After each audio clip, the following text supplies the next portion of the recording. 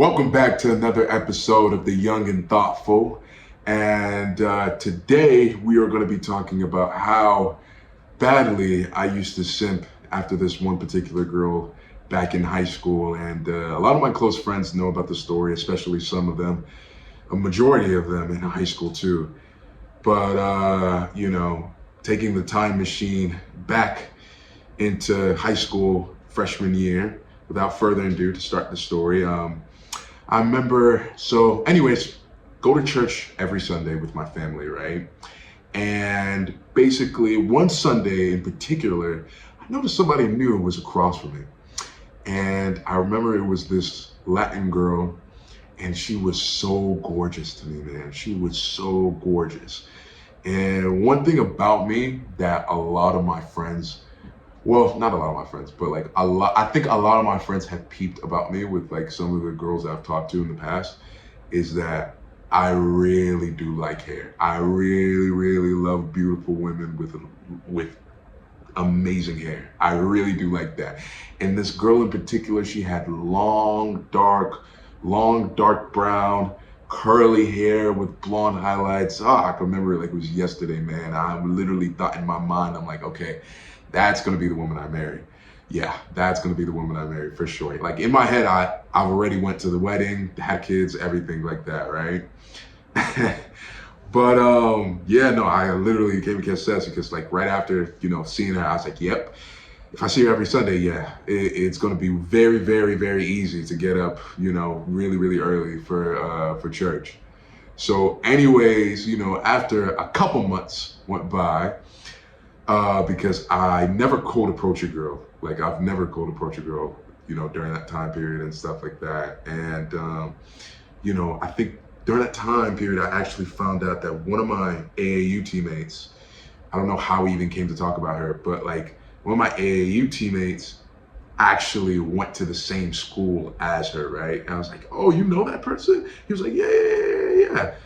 And I was like, okay, bet, like I can use that. Next time I see her, I can use him as a way to like start a conversation, like you know him, like, oh, you go to the same school as him and stuff like that, right?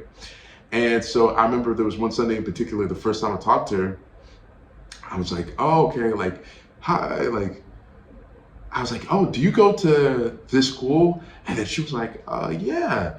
And then I was like, oh, so you know him. So I'm saying his name, but I don't want to say his name. But like, you know him, right? And then she was like, oh, no, I don't think so. And then, it was something along those lines. I was like, oh, yeah, but a lot of my friends go to that school. She was like, oh, really? I think I asked her for her name, and she gave me her name, which I will leave anonymous. But but other than that, that conversation was, even though that probably seemed cohesive, it was very awkward too.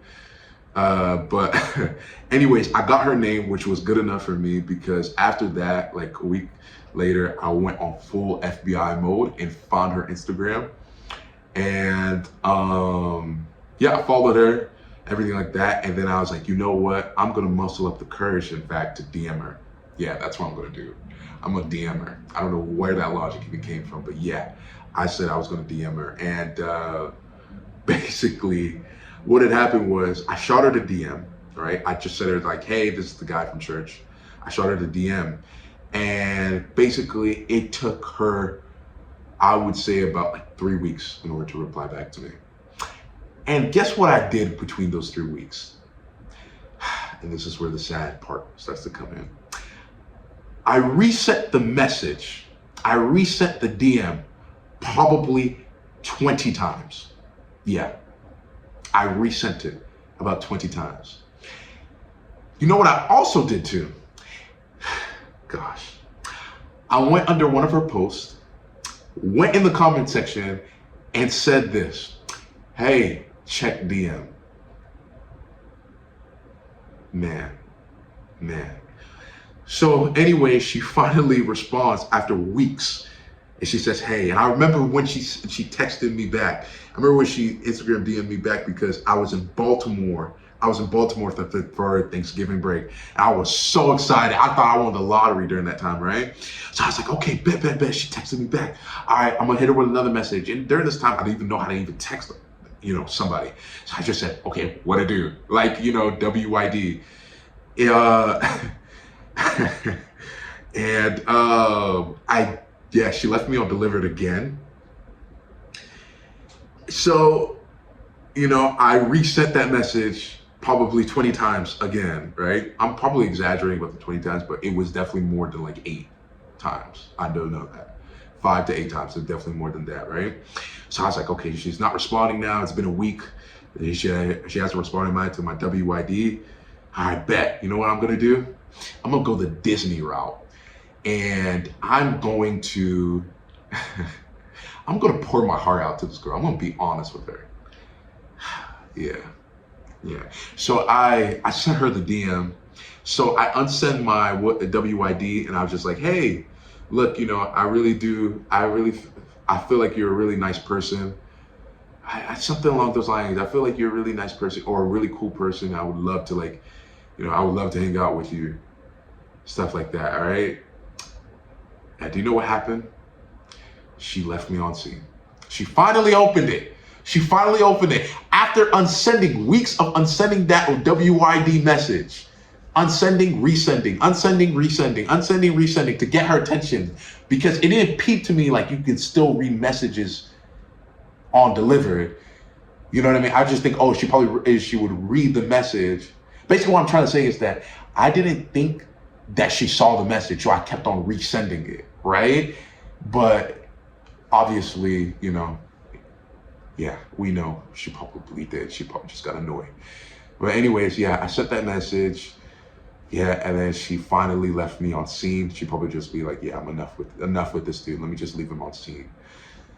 After saying all of that, and that was when it finally clicked to me.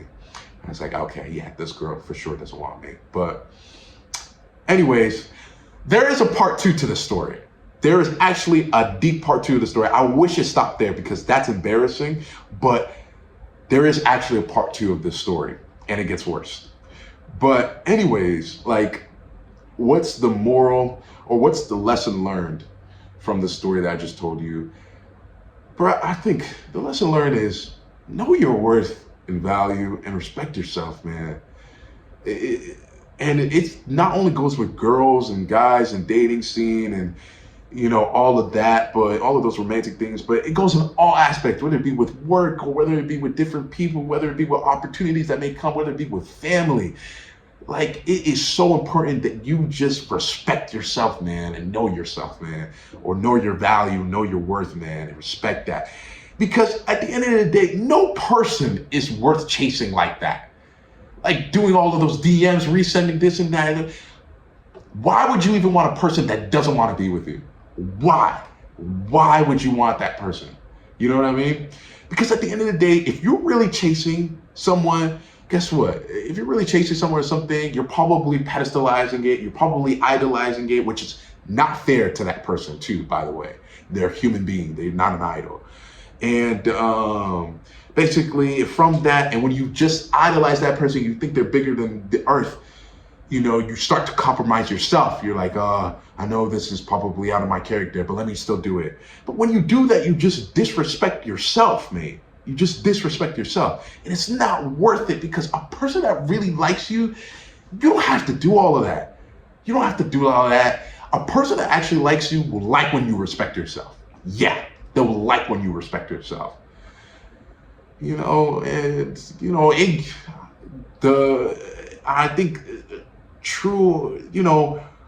I think the true way of even doing things is don't chase but pursue. Yeah, because when you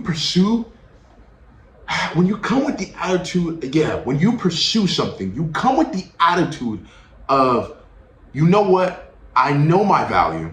I know my worth. And guess what? I'm going to be vulnerable enough, because I know those aspects. I'm going to be vulnerable enough to come up to you and say, hey, I like you, or hey, I'm going to pursue you, right? But at the end of the day, you let it go. Because at the end of the day, if it's meant to be, and it will be. So I'm going to respect myself and let you go. You know what I mean? I'm going to respect myself, because at the end of the day, if it's meant to be, it will be. And if that's not what it will be, guess what? Something better is out there for me. Something better is out there where I'm compatible with. Something better out there will appreciate who I am.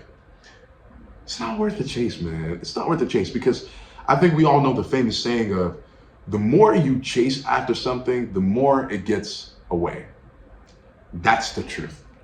The more you have to go out of your way and chase something, the more farther it's got to go. It's just not worth it, man. It's not worth it. So, anyways, that's my little quick story. There is a part two to this, and it's a bit more embarrassing than this. Believe me, I know this is pretty embarrassing, but it's a bit more embarrassing. But anyways, man, that's another episode of The Young and Thoughtful. Like, comment, subscribe. But yeah, man, stay tuned for part two, man, because it gets even deeper. It gets even deeper, man.